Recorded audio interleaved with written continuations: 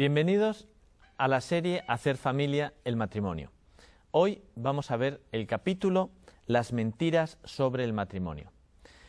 Y dentro de este capítulo tocaremos, entre otros, los siguientes puntos. Primero, el matrimonio tiene muchos beneficios. Estos datos que vamos a dar provienen de encuestas realizadas tanto en el Reino Unido como en los Estados Unidos. Los cónyuges viven más y mejor. Menos enfermedades, depresiones y suicidios. Mayor realización personal. Menos vicios y más satisfacción de relación de pareja. Protección personal y económica.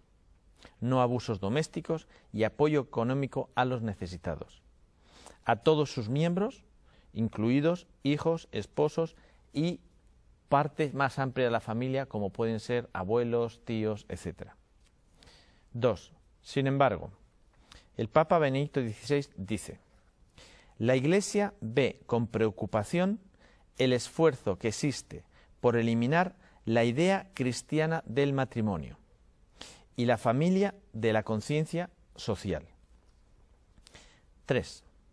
Y último, el matrimonio está siendo presionado debido a la existencia del divorcio exprés, la cohabitación antes del matrimonio y la introducción de nuevos tipos de unión que no tienen ninguna base en la historia, culturas y leyes.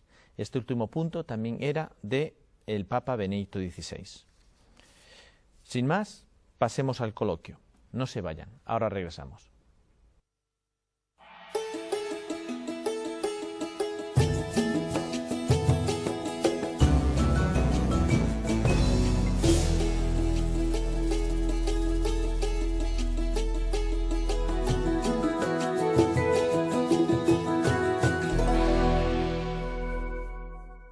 Bienvenidos nuevamente.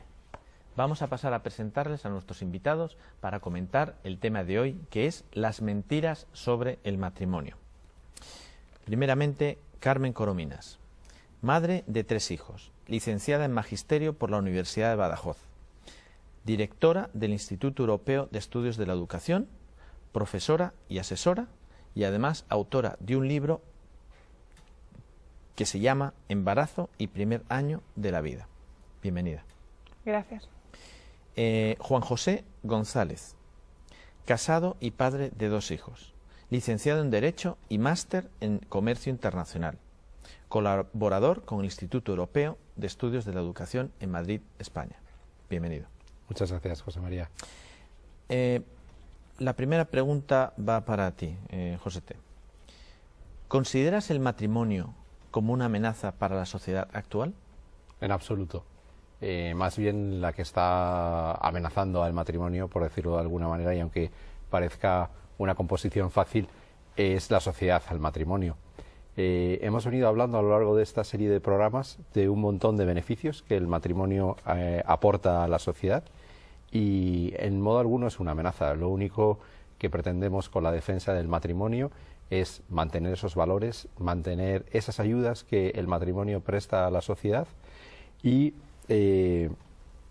tratar de hacer que nuestros gobernantes, que nuestros representantes públicos sigan apoyando esta forma de organización que tantos beneficios, como decía, ha dado a la sociedad, desde el punto de vista de la organización, de la transmisión, de los valores, el ser la primera escuela que tenemos cuando somos pequeños, donde aprendemos generosidad, obediencia, disciplina, respeto por los mayores, compartir, ser más generosos, donde transmitimos un montón de valores, como los valores democráticos y el respeto por las instituciones.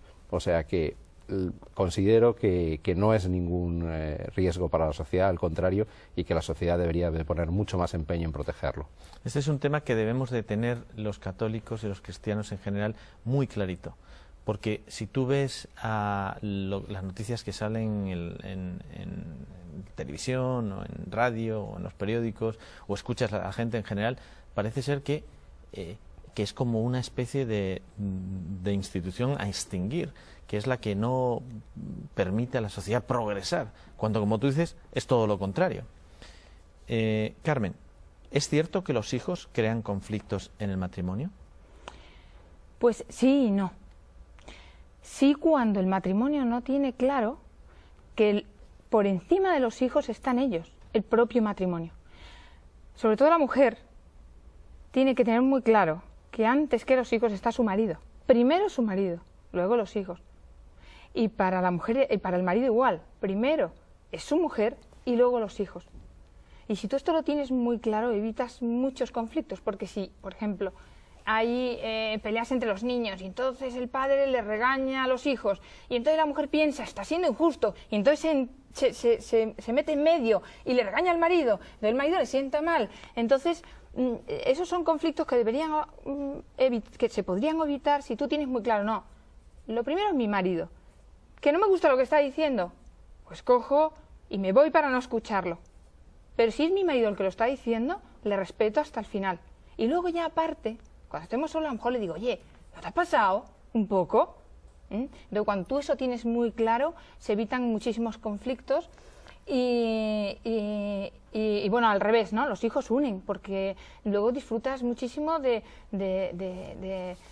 las cosas buenas, del cariño, de anécdotas que pasas con ellos, de ratos que pasas con ellos, de las alegrías que te dan, incluso en disgustos o enfermedades. Si el matrimonio está unido, les une todavía más, o sea, son ellos, ¿no?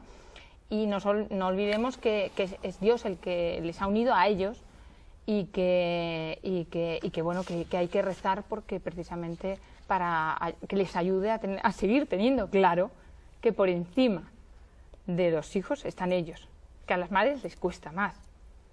De hecho, bien planteado, los hijos son fruto del amor en el matrimonio y es un complemento y una especie de unión más en el matrimonio. Exactamente, es que si tú lo tienes muy claro, el estar los dos mirando a tus hijos y luego a tus nietos y decir, son el fruto de nuestro amor, o sea, qué bonito, pero hemos tenido siempre claro que nosotros somos lo primero. También es como la disposición que tú tienes al entrar en el matrimonio. Si tú entras con el yo fuerte, con el egoísmo, con la realización personal, es que no es que los hijos sean un estorbo, es que tu esposa es un estorbo y acabará siendo un estorbo una vez que no sea útil para ti. Si tú vas con una visión sobrenatural, presente en Dios, el matrimonio como vocación, tu mujer es el camino para ir al cielo y tus hijos es el complemento y la ayuda a esa familia que es donde tú realmente te tienes que realizar y te tienes que santificar. Pero, disculpa que te interrumpa, adelante. Bueno, me gustaría contar una anécdota que contó una profesora en una universidad. Entonces cogió y les dijo a los alumnos, a un chico, Pablo, le dijo, Pablo, los puso todo en círculo y le dijo, Pablo, siéntate en medio en una silla. Entonces Pablo cogió y se sentó en una silla. Ella sabía que estaba por ahí su novia y le dijo, Ana, coge otra silla y ponte también en medio al lado de Pablo. Suponeros que os habéis casado. Ahora suponeros que viene un hijo. Cogió a otro alumno y lo puso entre medio de los dos. Y suponeros que ahora llega otro hijo y puso a otro alumno por en medio de los dos. Y así hasta 4 o 5, ¿no? alumnos que puso en medio, que eran los supuestos hijos. Y luego decía, ahora Margarita se casa y se va. Entonces queda una silla vacía. Ahora Pablito se casa y se va. Y se queda otra silla vacía, así sucesivamente, hasta que se fueron todos los hijos de casa. Y entonces al final le decía, bueno, ¿qué veis? Y lo que se veía era Pablo y Ana, todas las sillas en medio. Pablo y Ana estaban muy lejos, porque habían vivido solo para sus hijos, pero se habían olvidado de ellos. Y eran como desconocidos. Y me parece que es un ejemplo que se ve muy claro, ¿no? O sea, hay que cuidar el matrimonio, hay que quererse y estar unidos y compartir tiempo. Muy bien, ¿tú quieres comentar algo? Sí, muy brevemente, solamente comentar que es fundamental, o algo que hemos aprendido, o algo que la propia experiencia nos da, es que cuanto más generosos somos en el matrimonio, más felices somos. En primer lugar nosotros, digamos que sería una postura egoísta, pero es así, y sobre todo estamos haciendo mucho más felices a los que tenemos a nuestro alrededor. Es un poco olvidarse de uno y decir, esta es mi mayor empresa, es a la que le tengo que dedicar más tiempo, y es una empresa por la que merece la pena luchar, ¿no? Entonces, que seamos generosos, que pongamos tiempo y que nos olvidemos un poco de nosotros mismos. Muy bien. Josete, ¿qué actuaciones podrían hacernos mejorar la situación del matrimonio en la época en que vivimos? ¿Y qué podemos hacer en el matrimonio para mejorar el mismo? Mira, José María, yo creo que la primera cuestión que tenemos que hacer es rezar más. Rezar más por nuestras esposas, por los maridos de las esposas, por nuestros hijos, y porque tengamos la suficiente luz para sacarlo adelante, pues con el compromiso que hemos adquirido ante Dios y ante los hombres cuando hemos ido libremente al matrimonio, ¿no? Eso yo creo que es la primera cuestión. La segunda cuestión es la formación.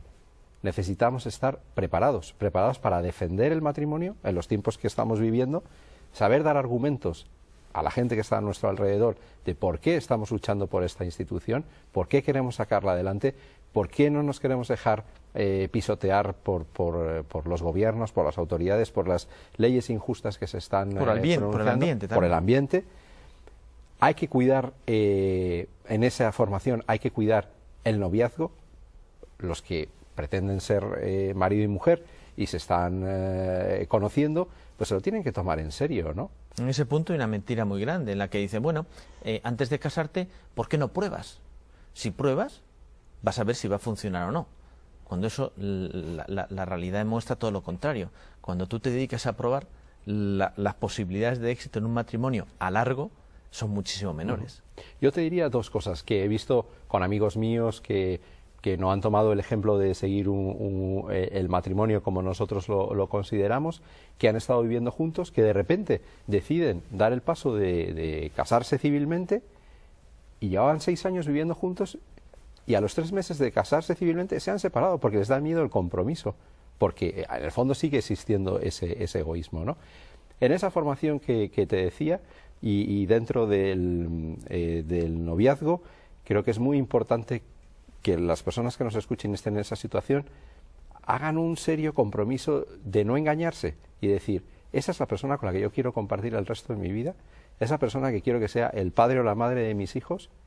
Y te diría una pregunta más allá, ¿me gustaría que mis hijos se casaran con esa persona que yo estoy eligiendo? Creo que eso es muy importante, que no nos podemos engañar con la típica frase, ya le cambiaré, porque he visto un determinado defecto, y después la experiencia nos dice que eso es imposible. Y dice un amigo mío y compañero de trabajo, Juan Romeu, siempre dice un refrán castellano que es muy verídico, que dice que el que yerra al casar ya no tiene más que errar. Y afortunadamente tenemos el noviazgo para saber con quién vamos a compartir el resto de la vida. Siempre después vendrán pequeñas sorpresas, pero si la elección ha sido buena, las cosas van a funcionar.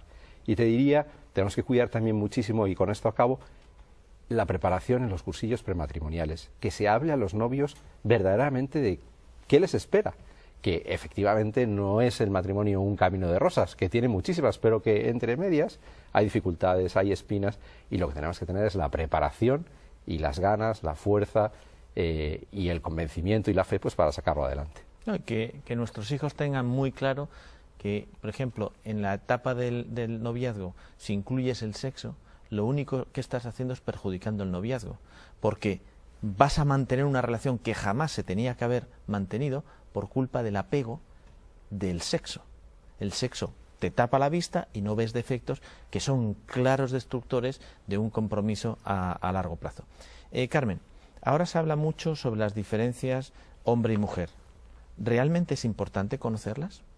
No importante, es importantísimo. Además me hace mucha gracia porque está como muy de moda, se oye, la gente lo escucha en televisión, hasta en la radio lo he escuchado, las diferencias, la gente lo escucha, le hace gracia, lo lee en los libros, pero ya está. No, o sea, conoce